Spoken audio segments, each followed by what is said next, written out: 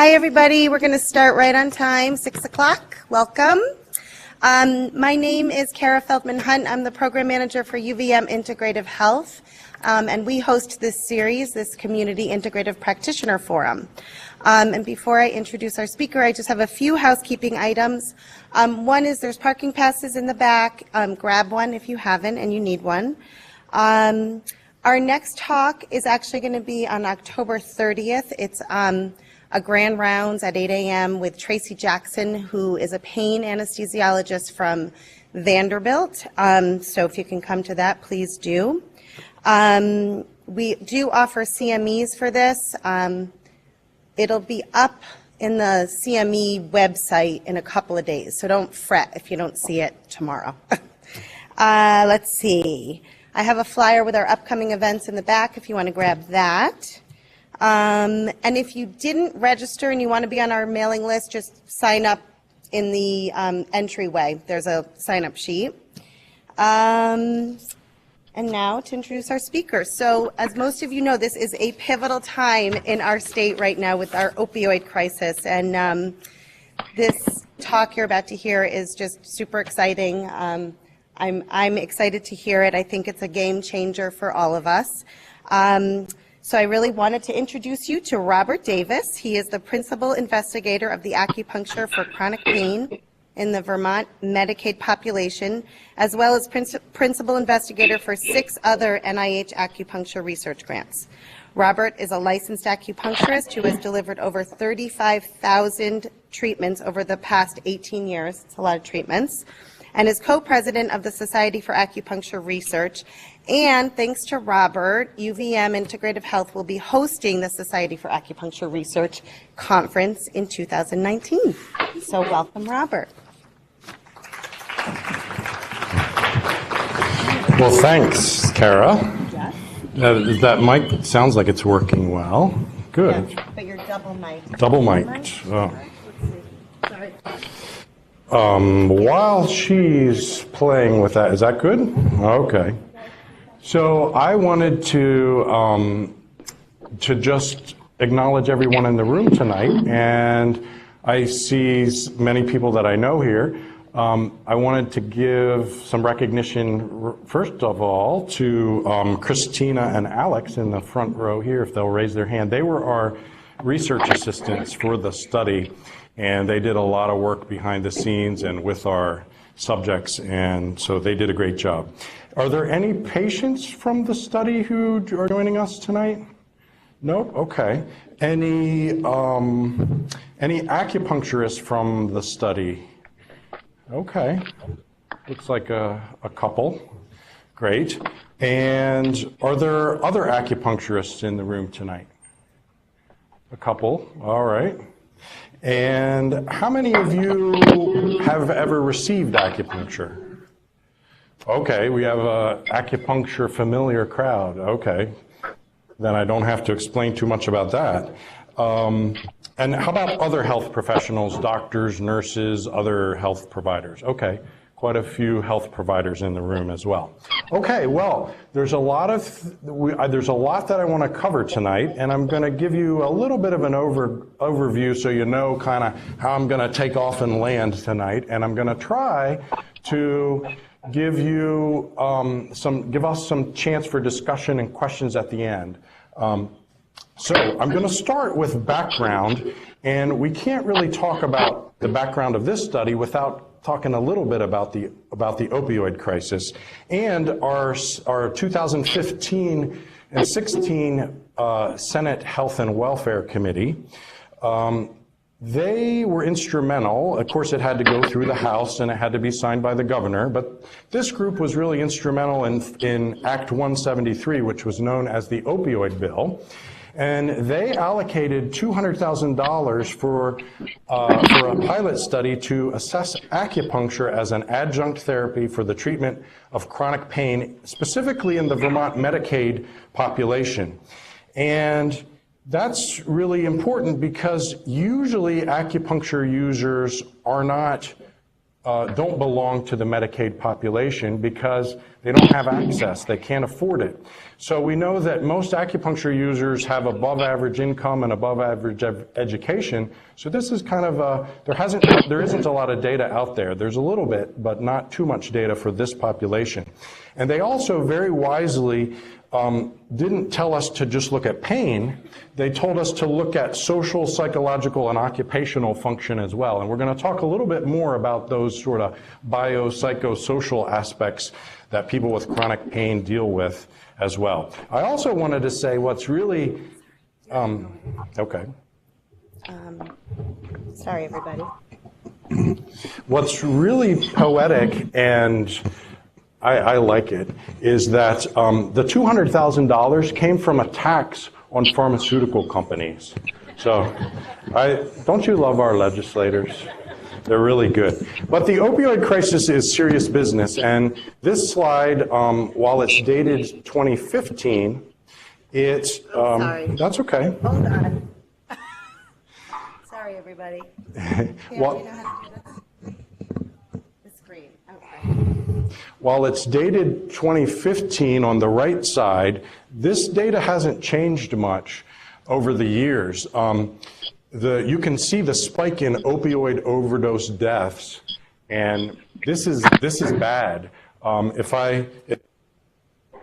You can see that this is more than the deaths that were occurring at the height of the AIDS epidemic, and it's more than the deaths that occur each year by traffic fatalities. So the opioid crisis is nasty business. And the thing is that even though we had an epidemic of prescription opioid abuse, that increased use of opioids really didn't demonstrably reduce the burden of chronic pain, which was what it was intended to do. So that's especially kind of like salt on the wound. And the thing about...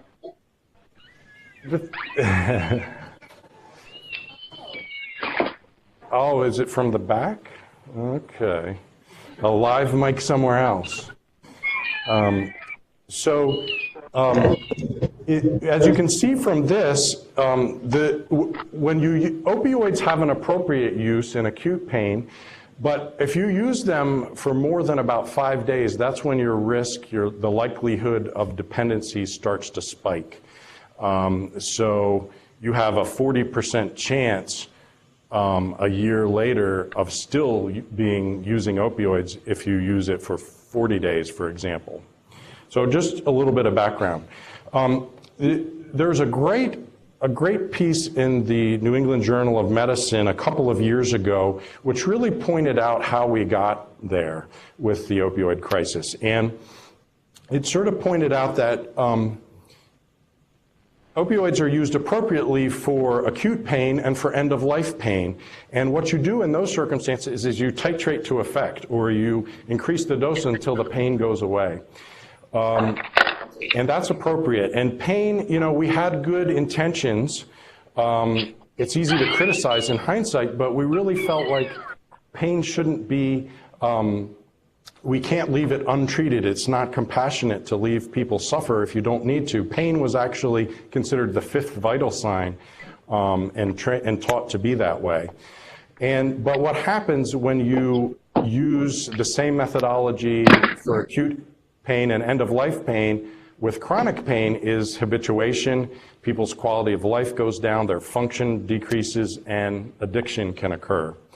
So with acute pain and end-of-life pain are not equal to chronic pain, especially with regard to opioids. And we know this from experience. We also know it because brain regions respond differently to chronic pain.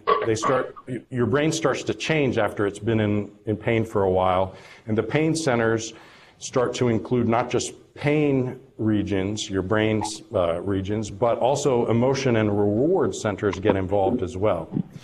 And there's biological, psychological, and social differences between people in chronic pain and others. So that's a little bit of background, and the point of this article was when you part of how we got in this mess was we just focused on the intensity of pain and tried to treat that and didn't look at broader issues. So In 2011, the Institute of Medicine published a report, Relieving Pain in America, which was a blueprint for treating pain. And then the National Pain Strategy last year, 2016, released its findings for population health strategies for pain. And they recommend that we have to look at multiple measures when we're looking at the treatment of chronic pain, because there are complex causes and complex consequences, and that the treatment should be interdisciplinary and multimodal. And that really fits with what we're trying to do here at the Integrative Health team, and is not just, prescribe a pill or something like that. And the biopsychosocial approach you're going to hear me talk about a little bit, which is that you need to assess and treat biology, psychology, and the social aspects of people in order to treat people in chronic pain. Not only pain intensity needs to be addressed, but distress, disability, and suffering. So that's some of the background. How can acupuncture help? We're going to talk about how acupuncture is very safe, how acupuncture has been shown to be effective for pain, and how it has those biopsychosocial impacts beyond just pain. We know acupuncture is safe because there have been randomized controlled trials and systematic reviews that have looked at this and have treated thousands of patients and studied what happened and if there were problems. We also have large patient and practitioner reported prospective surveys, so the evidence is quite strong.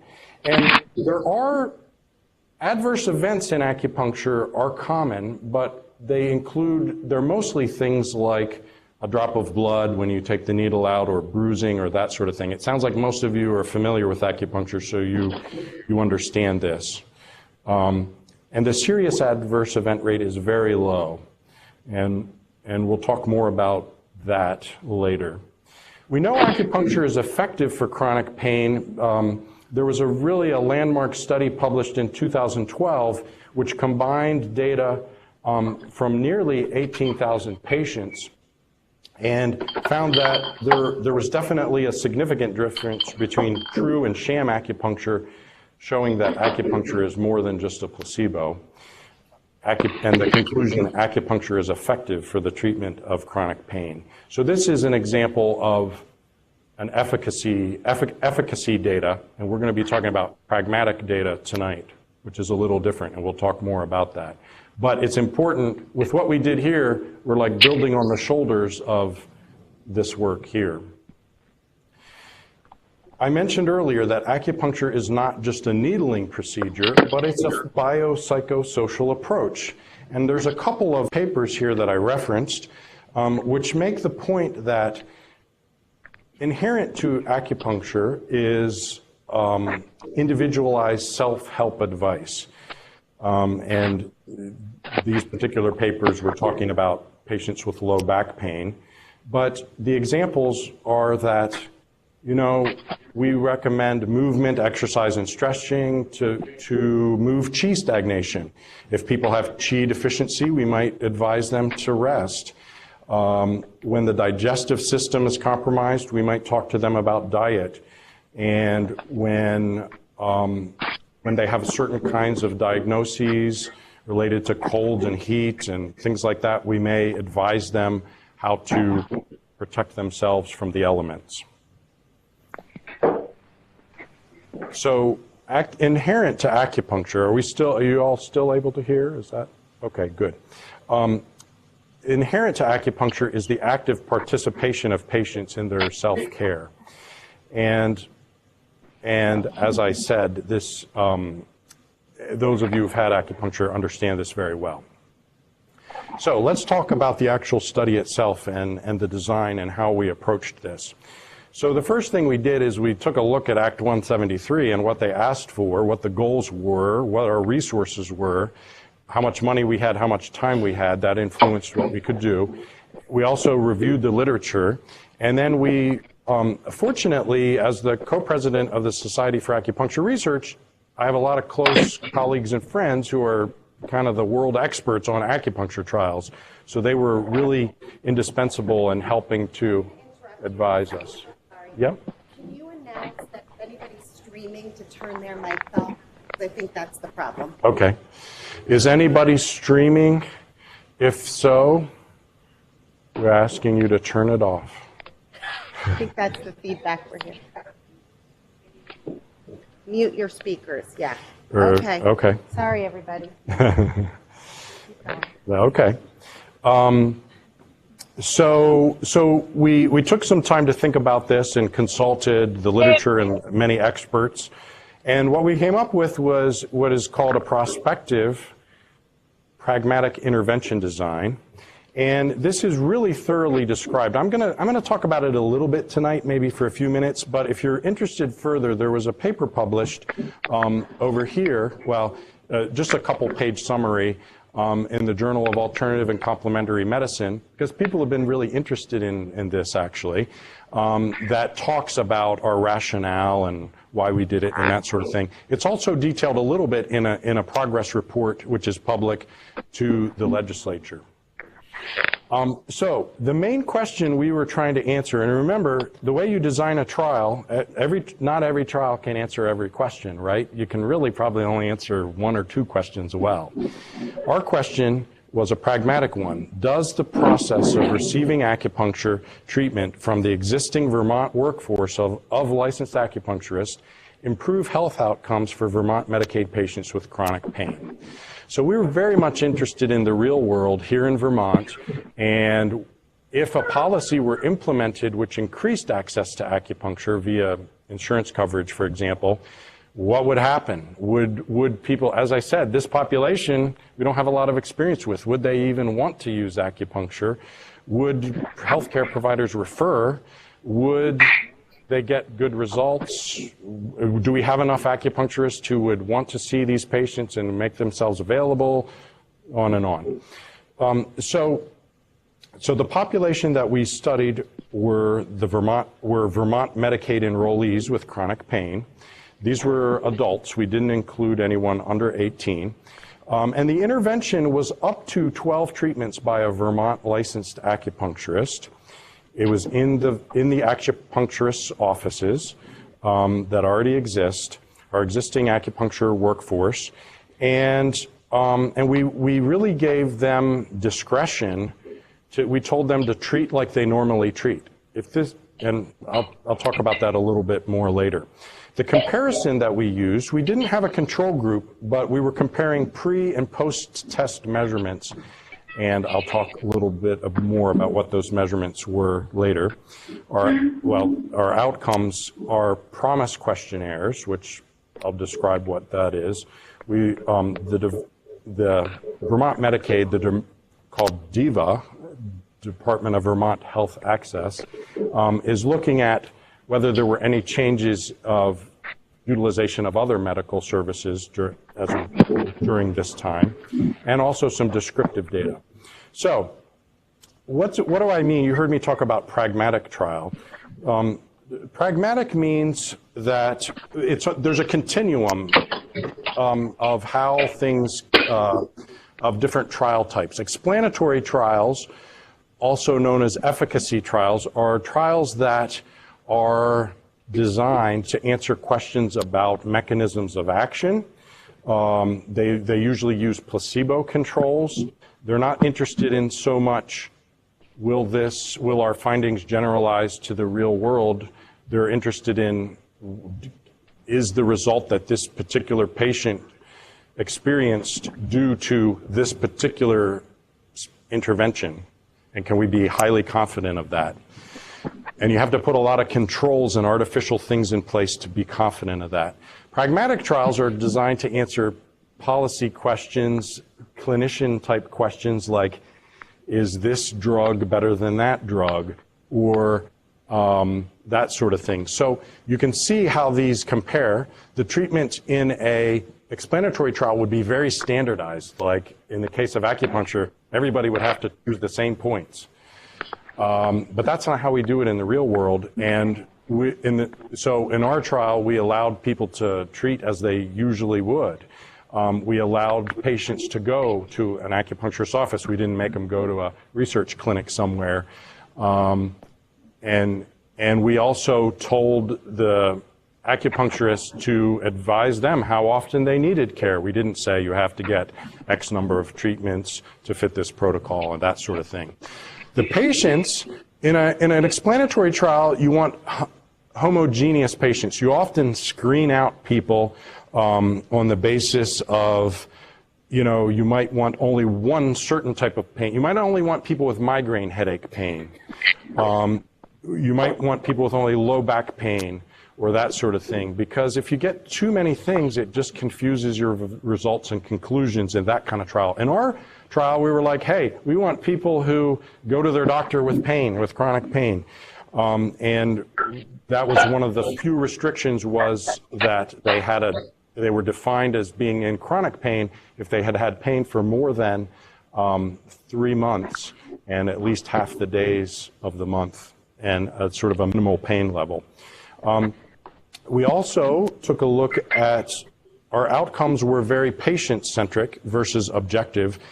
Objective outcomes would be things like, an inflammatory blood test, which the patient might not care about, but it's objective. Whereas we used patient-centric outcome measures with things that patients were cared about. So we think about this kind of trial as high internal validity, and the pragmatic trials have high external validity, meaning that they can be generalized. And so hopefully that makes sense to you. So how did this all flow?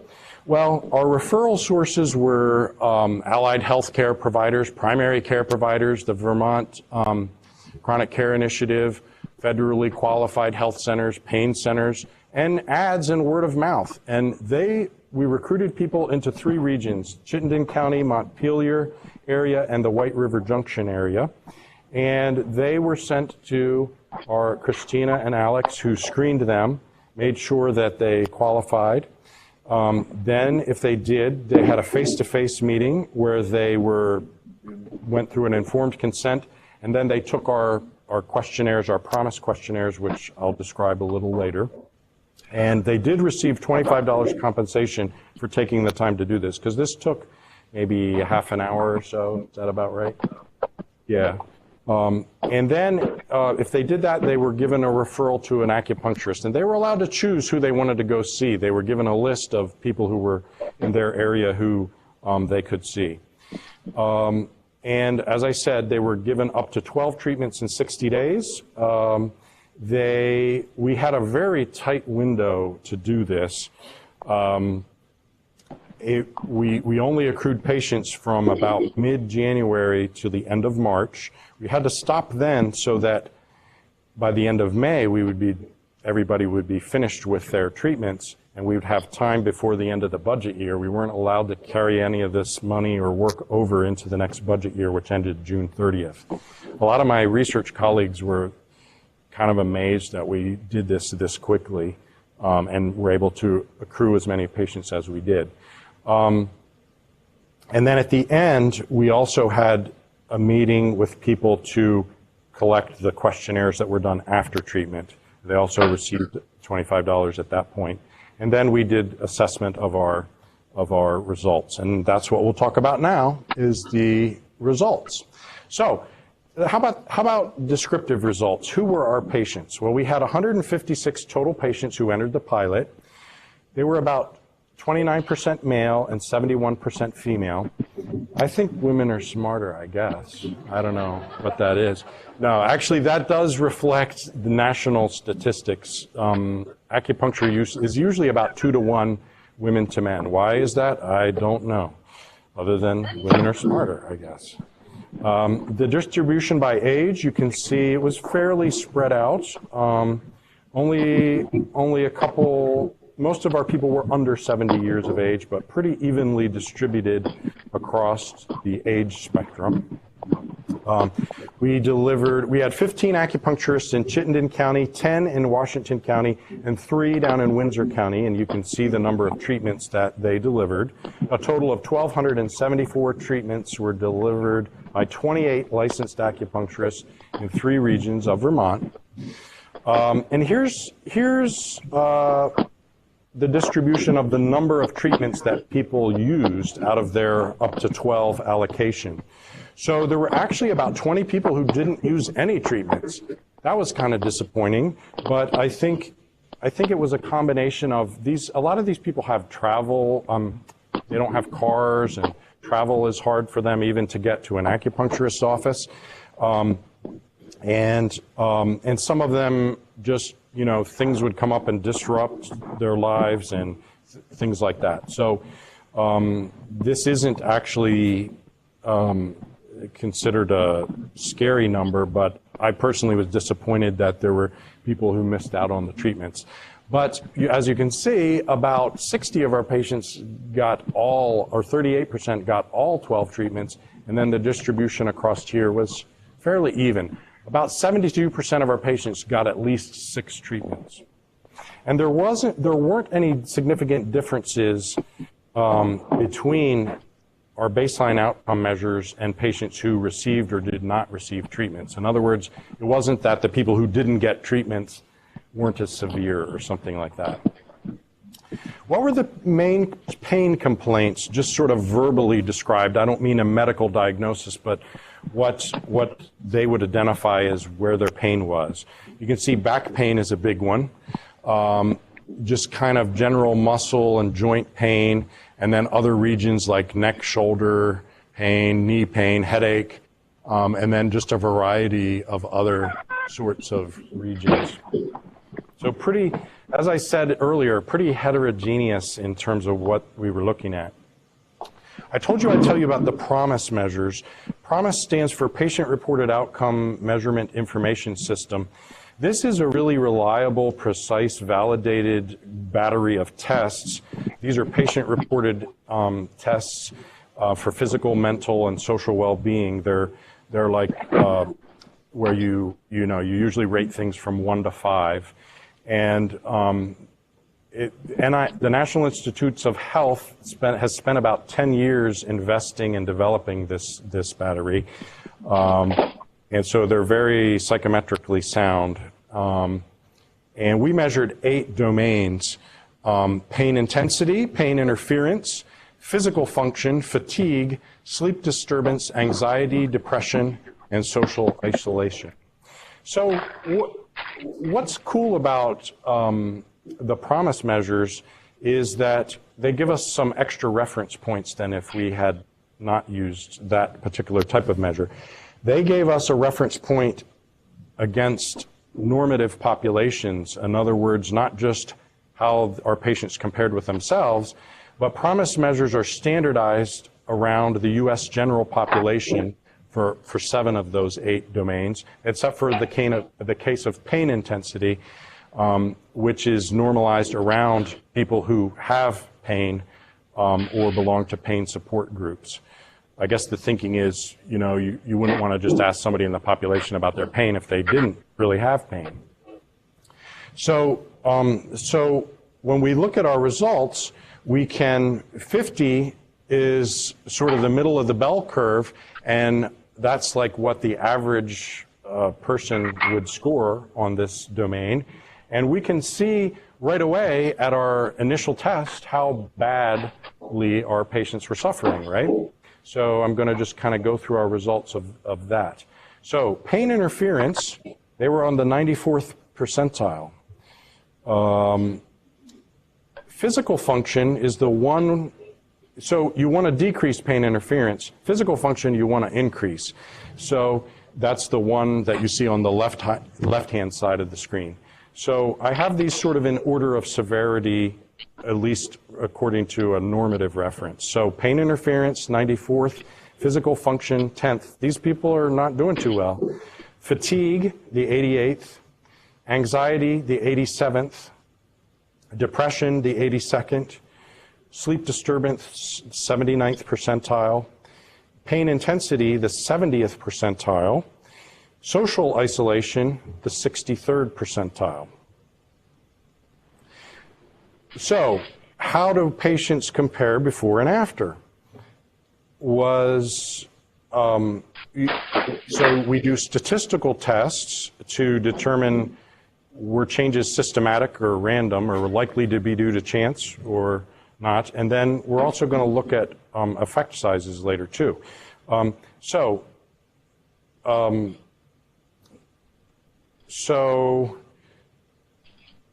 here are our results in that area. So sleep disturbance in our patients decreased from the 79th to the 56th percentile. Fatigue improved from the 88th to the 69th percentile. Pain interference improved from the 94th to the 82nd percentile. Depression, 82nd to 70th. Pain intensity, the 70th to the 58th. Physical function increased from the 10th to the 21st percentile. And anxiety decreased from the 87th to the 77th percentile. And social isolation, which from the 63rd to the 55th. All of these changes were highly significant statistically, which just means that these were systematic changes. These are very unlikely to be due to chance. And what we can say in terms of effect size relates to this. So there's clinically significant changes, and then there's statistically significant changes, and then there's clinically meaningful changes. Which clinically meaningful differences are differences that are large enough and important enough to make a difference in a patient's life. In other words, you could have a statistically significant difference, but not a clinically meaningful difference. They're also known as minimally important differences, which are defined as the smallest change in score which patients perceive as beneficial and which would mandate, in the absence of troublesome side effects and excessive costs, a change in the patient's management. So that's really important to think of this when you're making policy decisions. So in clinical significance, I don't want to get too bogged down in technicalities here. What I really want you to take away from the next couple slides is there's not a magical way to determine if something is clinically significant except to ask patients and doctors for their judgment. But short of doing that, you can statistically look at things, and the way you would do that would be to look at standardized metrics of effect size, which I reported earlier, but I didn't draw your attention to, but I'm going to in a moment. And then you could look at normative thresholds in reference populations, like how many people were outside one standard deviation from norm, and if they moved within that later. So once again, I don't want to get bogged into technicality, but I want you, when we look at the results again, to look at effect sizes this time. So effect sizes, an effect size of, there we go. An effect size of 0.8 would be considered very large. You rarely see these in studies. 0.5 would be moderate. 0.2 would be small. And under 0.2, you'd probably say wasn't significant, clinically meaningful. So you can see that our effect sizes ranged from 0.64, 0.71, 0.61, 0.42. These are kind of moderate level effect sizes, maybe nudging down between small and moderate. Social isolation was really, the only metric that we might not be sure was clinically significant, that change. It's a pretty small clinical difference. But interestingly, that was the least worst measure to begin with, right? They were at the 63rd percentile, which was sort of the best of all these measures to begin with. Maybe we're just not as isolated in Vermont. I don't know. I like to think that anyway. What other outcome measures did we take a look at? Well, I'm going to quickly go through the questions we asked people sort of open-ended questions before and after. We asked them to list their doctor-prescribed medications or their over-the-counter medications and the dosage and how often they took them in the past week. We asked them about side effects. We asked them if pain had affected their work in terms of quality of work and number of hours worked. And then after, we asked them sort of the same questions. We also asked them if they'd recommend acupuncture to someone else with chronic pain, or we gave them a real open-ended, is there anything else you would like the healthcare policymakers to know about your experience, and that sort of thing. So let's go through some of those results. These are more the qualitative results, which are really nice when you want to understand people's experience with what happened.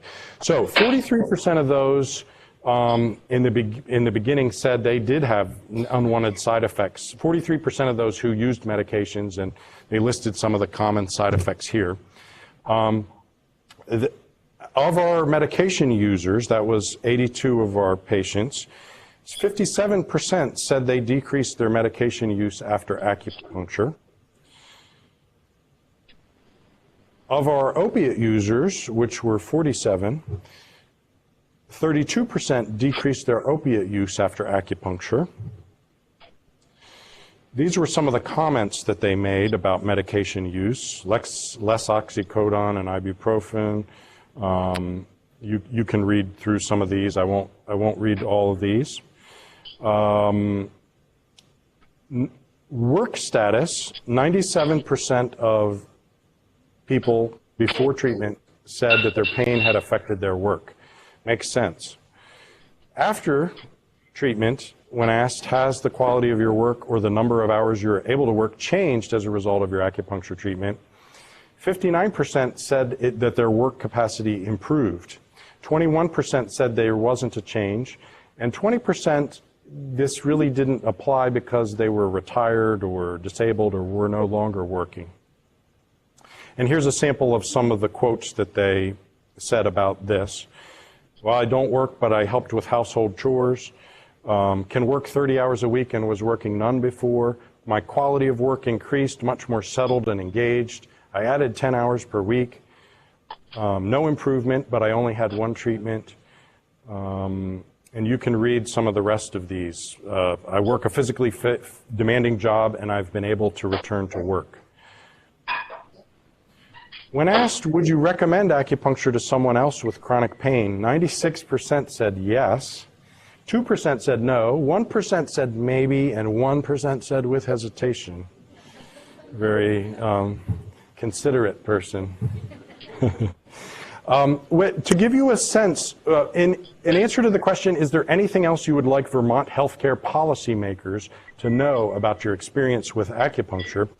Our two research assistants went through very methodically and identified comment strands. They identified 247 comment strands, and they categorized them independently, and then they kind of compared notes, and if they disagreed, they came to a consensus. So to give you broad categories, 31% of the comments were about physical improvements, 29% were about functional or behavioral improvements, 24% were about psycho-emotional improvements or mood-related things. 11% were sort of other, and 4% of the themes had to do, or of the comments had to do with no change. There was actually only one comment that had to do with symptom aggravation, and we'll talk about some more detail about these. To give you, this is just a further breakdown of the categories I just showed you. You can get a sense with a little bit more granularity what these were about. So most of the physical changes were about decreased pain. Most of the functional behavior improvements were about increased function or ability to do activities of daily living, some about energy, and a few about decreasing other health services.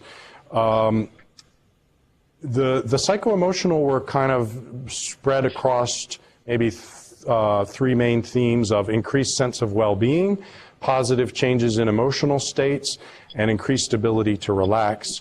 And a few mentioned increased options and hope. And a couple of other comments about increased body awareness and changes in thinking that increase the ability to cope with pain. Our other comments were things like, oh, I wish these treatments could continue. They changed their beliefs about acupuncture. I'll read a couple of those to you that are kind of amusing. And that they felt listened to by an acupuncturist. 9 of them had commented that they really didn't see a change.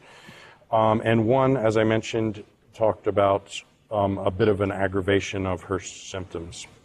So let's read a few of these comments. I find this really helpful and adds, and I want you to know there's a couple photos on these. These are actual patients, but they've been decoupled from any comments, so you can't really figure out if you know that person, what they said, or anything like that.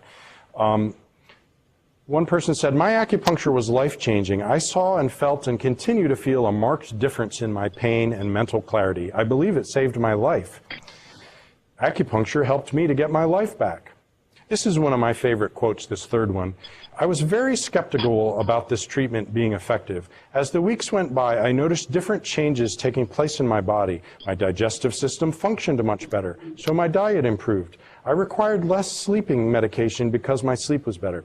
My pain level was much decreased. I had more genuine energy, and most especially, I had better mobility.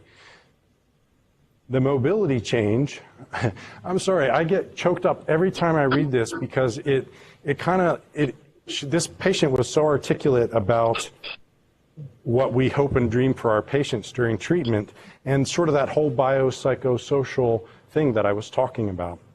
The mobility change enabled me to walk more in fresh air and increased my good energy level. A circle of reinforcements has made my life much better, more productive, and happier. It has cut down my need for other medical interventions like physical therapy and medications for various ailments. People have noticed the outward improvement. I love that word, that phrase, a circle of reinforcements, because I think that really embodies what they were talking about in the National Pain Strategy about biopsychosocial interventions. I went to a regular doctor for over 6 years, and my pain only became more intense and more frequent. This is the longest I've gone without pain or medication in well over a year. This is a very necessary way to treat pain. I'm very allergic to many medications, and during the study I was able to walk and do more without an allergic reaction. I would consider the acupuncture treatment I received to be the most effective of every treatment option I've ever tried in my life at reducing my pain and increasing my quality of life, as well as the quickest in producing results. I was able to stop taking all my pain medications while receiving acupuncture and was even able to try a few physical activities, such as yoga, that have caused me pain in the past. I only wish I could continue to receive acupuncture, as I believe it's the one treatment with results that would allow me to work full-time if I was able to continue treatments if and when my pain flared up again. I literally went in there day 1 thinking it was quack science, and now I desperately miss it. Gained 2 hours of sleep a night from the acupuncture because it helped me relax. 100% would recommend to anybody with pain. I have received acupuncture before, but it was the consistent treatments that I felt a shift happen in my healing process. It has somewhat improved my quality of life. It has significantly reduced the frequency of migraine headaches and helped to reduce arthritis pain in my neck and shoulders. Was not effective for osteoporosis, back pain, or peripheral neuropathy in hands and feet pain. You can see by that comment, they would never have made it into an explanatory trial, right? They would have, too many conditions. Makes huge difference in well-being, physical and mental. Helps with pain, sleep, and cognition. If it had been covered, I may not have gotten so many scripts of narcotics and gotten addicted to opiates. So, other results, and I want to just really point out to you, that took a lot of work to collect all those comments. That's why qualitative research often doesn't get done. And just want to thank our research assistants for putting in the time with that. I think they actually really liked it. They did. So other results, the acceptability and the feasibility, I talked about this in the beginning. You know, we'd never tested this sort of cohort of patients before and weren't sure how it was going to go. The acceptability and feasibility of making acupuncture more accessible to Vermonters with chronic pain appears to be high. And I say that because we achieved our recruitment goals much more quickly and with less effort than I thought. I thought I was going to have to go around and bang on doors and give talks and beg doctors to send us patients. But we really had a waiting list like pretty quick and pretty quickly. And had we had a longer time frame, we could have seen more patients for sure. And so this kind of suggests that there is a demand for this amongst Vermont Medicaid patients. One of the reasons for the high volume and speed of recruitment was really some of you in this room, for sure, in the health professions and doctors and people at different clinics that just really sent people our way. So once again, that suggests that this is an acceptable referral in the healthcare community in Vermont. So we also didn't have trouble recruiting acupuncture providers to participate. And that, you might think, well, why would you? But, you know, these are different patients than acupuncturists are used to working with. They can be difficult. They have a lot of comorbidities. They're struggling with addiction, all sorts of things. But we had 28 providers, and that was, you know, we limited it to 3 regions. There were other providers in other areas who wanted to participate, but we said no because we couldn't, our research assistants couldn't drive everywhere in the state to get this done in a couple of months.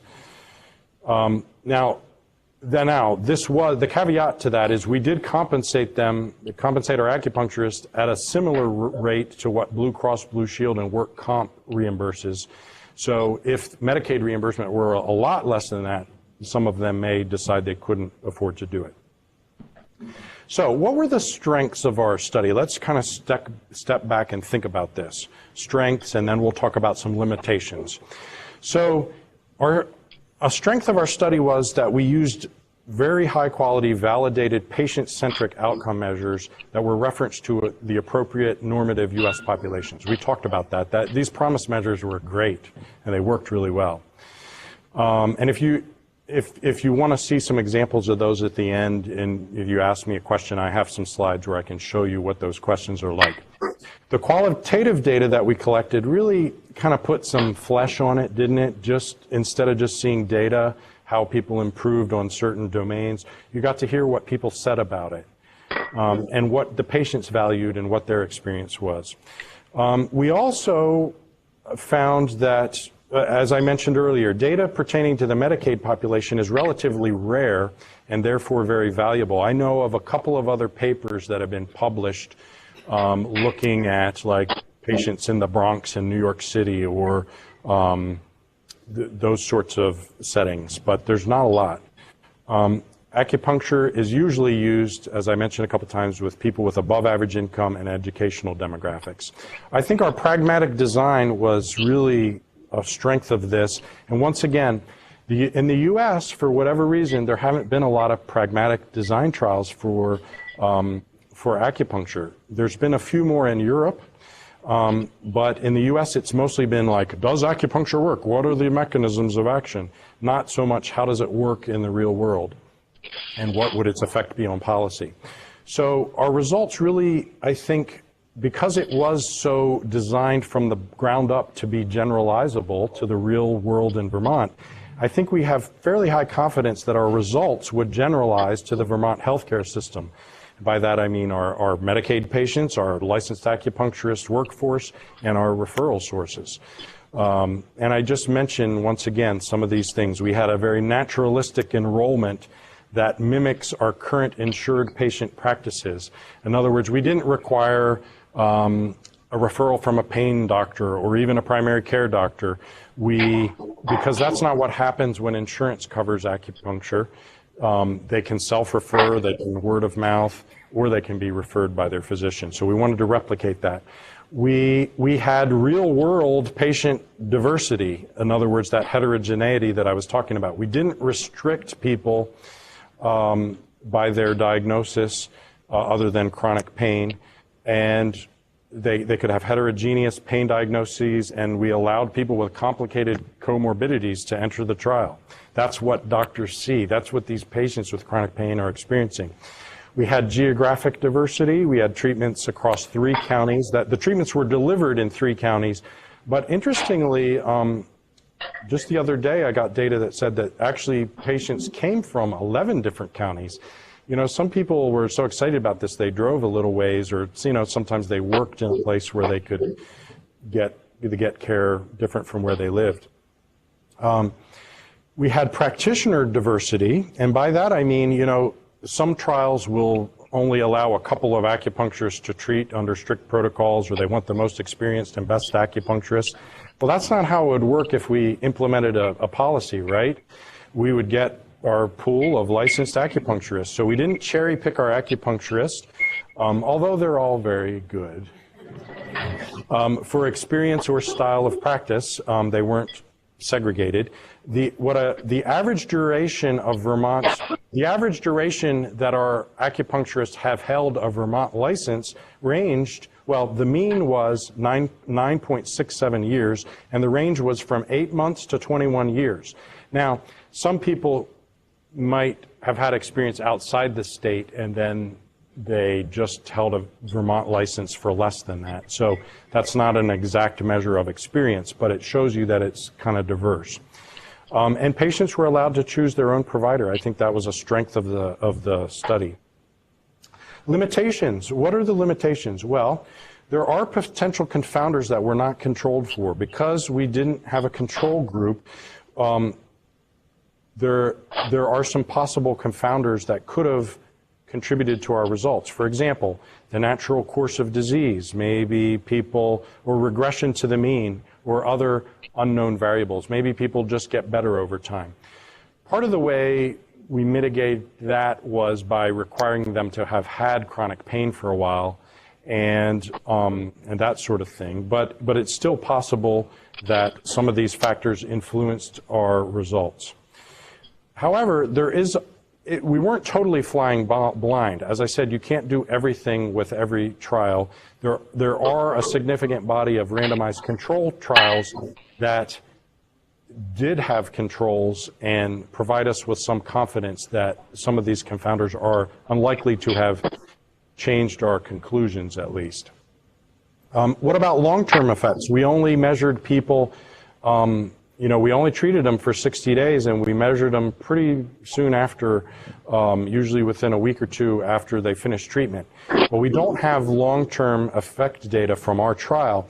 However, there was a nice meta-analysis published earlier this year of acupuncture patients with chronic pain that suggests that about 90% of the benefit of acupuncture would be sustained at 12 months. Here's the citation for this. They looked at follow-up data, longer-term follow-up data from 20 trials, including over 6,000 patients, and they said that effect sizes diminished by a non-significant amount every 3 months after treatment ended, and that's where they come up with that approximately 90% of the benefit relative to controls at 12 months. So they felt that patients could be reassured that treatment effects do persist, and that studies of the cost effectiveness of acupuncture should take these findings into account when looking at the time horizon of acupuncture effects. So we're kind of coming down in for a landing. What I wanted to do was to not just end there and just end with our direct results and that sort of thing, but I wanted to provide a little broader context for our findings, just to help you think about this in a thoughtful way, and what it could mean. We're going to look at risk benefits and how to think about acupuncture's risk benefits compared with drugs. We're going to look at professional guidelines and recommendations and how those have changed and what they're recommending. And we're going to look at reimbursement policies and how reimbursement of policies affect how pain is managed. So, benefits versus risks. How do we weigh these two things? A nice ancient Chinese scale. People have been weighing things for centuries. Now this isn't, caveat here, right? This is an indirect comparative effectiveness, right? This is me taking our effect sizes in our trial and our effect sizes were similar, at least on the pain findings, to other acupuncture trials as well. And looking at what's published in the literature about effect sizes for pharmaceuticals in a couple of cases. I don't want to emphasize this. I just wanted to give us a general like reality check, right? So if we compare the benefits, the effect sizes for pooled drug classes for treating insomnia, they suggest a small to moderate effect size, and you can see the range. And it's pretty much the same whether they used objective outcomes or subjective outcomes in their trials. Our sleep disturbance effect size was 0.64. That's interesting. It's actually quite a lot larger. How about depression? Well, antidepressants range about a 0.3 effect size, which is considered a small effect. Our depression effect size was about 0.42, so kind of in the same ballpark, maybe a little stronger. For treating pain intensity, you see here that for osteoarthritis pain, opioids are quite potent, 0.79, although this varies from some other data I'm going to show you that relates more to chronic pain. I think this was maybe a little shorter term. NSAIDs have an effect size of about 0.3, which is kind of smallish. And Tylenol for back pain is probably not even a meaningful difference. For pain intensity, our effect size was about 0.35, so it was right about in there in the NSAIDs range. The point I want you to get from this slide, this is a very recent, this was published last year, looking at opioid analgesia for low back pain, a systematic review and meta-analysis.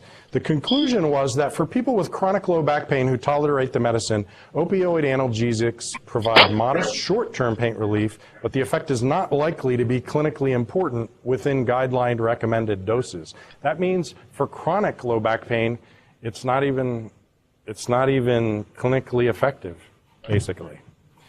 And this data, which was reported recently, it hasn't been published yet, but it was reported at a meeting recently, and this is veterans data from Minnesota. Opioids are perceived as strong pain relievers, but our data showed no benefits of opioid therapy over non-opioid medication therapy for pain. Opioids provided no advantage in terms of function at the 12-month follow-up mark, and patients in the opioid wing of the study actually reported marginally more pain at 12 months than those in the non-opioid group. This is for chronic pain, so pretty sad, actually. How about side effects and risks? So we were talking about benefits with effect size. How about side effects and risks of therapies? Acupuncture has a very low risk. We had no unexpected or serious adverse events in our trial. The most notable thing that happened, I mentioned this earlier, was there was one patient who had a flare in her back pain after her second acupuncture session. And she got a muscle relaxant, and she said she was in kind of high pain for about a week, which is consistent with a back flare-up for her, a back pain flare-up. So that happened. But acupuncture has an excellent safety profile. And I mentioned these trials that have looked at this had like 34,000 patients, 97,000 patients, 200,000 patients. These were the German trials. So acupuncture is very low risk. How about opioid use? We know that it's serious risk, but just to be thorough and not skim over that point, risks associated with long-term opioid use are clear and significant. Based on the clinical evidence review, long-term opioid use for chronic pain is associated with serious risk, including increased risk for opioid use disorder, overdose, myocardial infarction, motor vehicle injury. Dangerous stuff. Let's not just think it's opioids, though. What about NSAIDs? What about ibuprofen and Motrin? NSAID drugs, a systematic review of 17 prospective observational studies found that 11% of preventable drug-related hospital admissions could be attributed to NSAIDs. Some estimates from another study suggest that each year more than 100,000 patients are hospitalized for NSAID-related gastrointestinal complications alone, with direct costs ranging from $1,800 to $8,500 per patient per hospitalization. They think about 16,500 people die every year from these complications. And they think in the elderly, the medical cost of adverse GI events associated with NSAID use likely exceeds about $4 billion per year. That's kind of mind-boggling, actually. Moving on, how about professional guidelines? What are these agencies and groups saying about acupuncture these days? We're going to talk a little bit about that. The Institute of Medicine report and the National Pain Strategy I talked about earlier talk about integrated interdisciplinary pain assessment and treatment that includes complementary and alternative medicine. In 2015, the Joint Commission issued that standard cited up there, and said that both pharmacologic and non-pharmacologic approaches for pain, as well as benefits and risks to patients, should be considered when determining the most appropriate intervention for pain. And acupuncture is specifically mentioned, as are some other non-pharmacologic treatments, massage and yoga and things like that. The American College of Physicians earlier this year in 2017 recommended that acupuncture and other non-pharmacologic therapies should be used before Tylenol and Advil for the treatment of chronic low back pain. That's pretty nice to say it should be used before those things. The FDA, in their education blueprint for healthcare providers who manage or support patients with pain, that's earlier this year. And actually, this is a draft release. This could get tweaked a little. It's still out for comment, but they specifically talk about non-pharmacologic therapies, and they mention acupuncture and other things. Our own Vermont rule governing the prescribing of opioids for pain mentions acupuncture, saying that prescribers should consider non-opioid and non-pharmacological treatments for pain management and include any appropriate treatment in the patient's medical record. So, insurance reimbursement, I kind of think of it like the Great Wall, right? And walls are there to protect you, or at least that's what you think they're going to do. And often they do. I'm in no way saying that we should reimburse things that aren't evidence-based, certainly that aren't safe and that aren't evidence-based. We have limited resources, and we do need to protect people from things that don't work or things that are dangerous. But walls also restrict access, don't they? What do the experts say about acupuncture reimbursement for acupuncture? So let's go back to the 2011 Institute of Medicine report, Relieving Pain in America. They talked about treatment that includes complementary and alternative medicine. That's what they were thinking of when they talked about integrated interdisciplinary pain assessment, and recommended that reimbursement policies should be revised to accommodate this approach. Now that was 6 years ago already. 2017, actually I think the National Pain Strategy came out in 2016, so that I should change that number on there. They say some interesting things. They say insurance, they just point out some obvious things, but that need to be pointed out.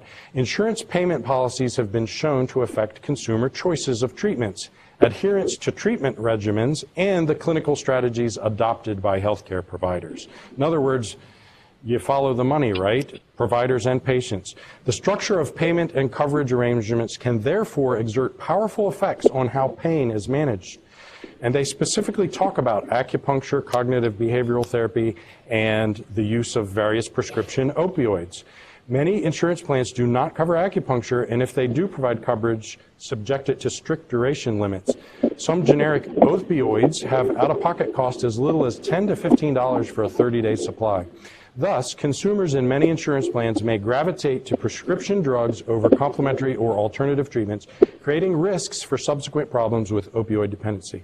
This isn't my words. These are the experts who are saying this. And I just saw an article in the New York Times a day or two ago looking at how insurance coverage policies are this way with opioids versus non-addictive pain medications as well. In other words, because they tend to be more expensive, so people are incented towards opioids. Kind of perverse because of cost. And just to kind of to personalize this, there was a great piece last year in JAMA entitled As the Opioid Epidemic Rages, Complementary Health Approaches to Pain Gain Traction. But near the end of that article, they quoted this doctor who's a physical medicine and rehab orthopedist, and she was saying that many of the alternative medicine therapies, integrative medicine therapies, aren't feasible for patients because insurance companies by and large don't cover them. And she said physicians are often backed into a corner when dealing with a patient's pain, and they just have to default to medications. She had talked earlier about therapies she likes to use, but if it's not covered, she kind of gets backed into a corner. And she said, we need to create better access to CAM therapies. By reducing the cost burden on the patient, these therapies become far more accessible. So I thought I'd put another wall image up there. And as I was thinking about these wall images, I thought about how many of them really didn't do what they were intended to. I guess the Berlin Wall did. It actually separated the two countries. But the Great Wall in China never really protected anyone, and neither did the Maginot Line in France and that sort of thing, right? And I don't think Trump's wall would do much good either, right? So tear down that wall. Concluding thoughts. I want to go through these just to kind of pull everything together, and then I see that we are just about 5 after 7, so we'll have plenty of time for questions or discussion if there are any. So I want to emphasize that the opioid epidemic, I don't want to oversell acupuncture's impact or potential impact on that. It could be an important part, but it's certainly not a silver bullet that's going to eradicate the opioid epidemic all by itself. The data support acupuncture as a safe and effective approach for chronic pain. Acupuncture utilizes a biopsychosocial approach. That is, it's not just needling. The needling really works, but it's that plus. Then there's more. Identified by the National Pain Strategy, the biopsychosocial approach was identified by the National Pain Strategy as ideal for chronic pain. Self-care was also identified by the National Pain Strategy as ideal for chronic pain, and that, as I tried to explain, is a real key component of acupuncture. Acupuncture has a better risk and side effect profile than pharmaceuticals commonly used for pain, sleep, and depression. I tried to show you that a little bit. Vermont physicians and health professionals seem willing to refer patients to acupuncture. Patients like acupuncture, and they find it helpful beyond just pain control. Professional medical guidelines are recommending acupuncture for chronic pain. Existing insurance programs usually, and this isn't set in stone, this can certainly vary, but what I've been able to find in the literature suggests that insurance programs spend about $1 per member per month to provide an acupuncture benefit. It's not that expensive because the treatments aren't expensive, and because only about 8% of Americans have ever even used acupuncture in their lifetime, and only about 2% use it in any given year. So it's not an expensive benefit. Some people are afraid of needles, actually. But patient access to acupuncture is restricted because Medicaid and most Vermont insurances do not cover acupuncture. So that kind of wraps up the main thoughts and things that I wanted to emphasize tonight. I did want to recognize that we were supported from the state of Vermont Agency of Human Services, Department of Health Access, and that money ultimately came from the legislature and the pharmaceutical companies. The content of this is certainly I'm responsible for this content. It doesn't necessarily represent the views of the Department of Health Access. And I just really wanted to thank, I'm up here talking to you tonight, but there were a lot of people involved in this project. And I won't read the whole list, but there was a whole team who helped me recruit patients, who helped me design the study, who at the Department of Health Access helped me oversee everything. There were certainly the Health and Welfare Committee, the Vermont Acupuncture Association really helped get the word out to our acupuncturists who participated. And of course, we thank our Vermonters with chronic pain who participated in the pilot. So if there's any questions or comments, I'd be happy to entertain them. Is there any reason to think that your study wouldn't generalize to most other states? The question is there any reason to think that our study wouldn't generalize to other states? That's a really good question. I think most of the conditions in Vermont would be similar to other states. We're certainly a more rural state, so there could be some differences around the edges, but I think the important thing is it's in the American healthcare system, and it's using American-trained acupuncturists, American physicians, and all that. So I think it is more generalizable than anything else out there to other states as well. And there are other states that are very interested in this, and some of them are starting to look at maybe doing some of their own pilots and things like that. So, and I did just see that PCORI, which is a big agency that funds patient-centered outcome research. They love pragmatic trial designs. PCORI came into existence because they realized that most of the research that was getting funded was this scientific kind of research that answered scientific questions but didn't answer questions that doctors wanted to know the difference. So like, is this old drug better than this new drug that costs a lot more? Or is acupuncture better for back pain than laying in bed all day, or something like that?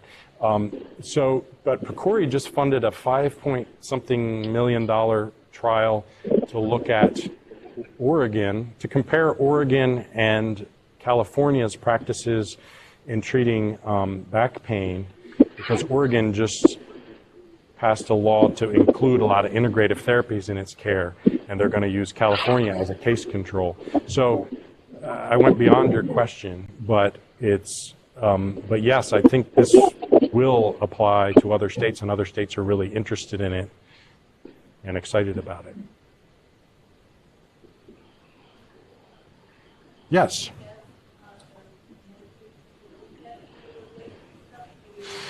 Yes, they're still looking at that. They're being very thorough and diligent. I think in the next few days they're hoping to have some data there. It's a short window. I don't think we're going to see any huge changes, but that wasn't the main thing to look at. But still, it's worth looking at. All right. Well, thank you very much, and nice to present to you.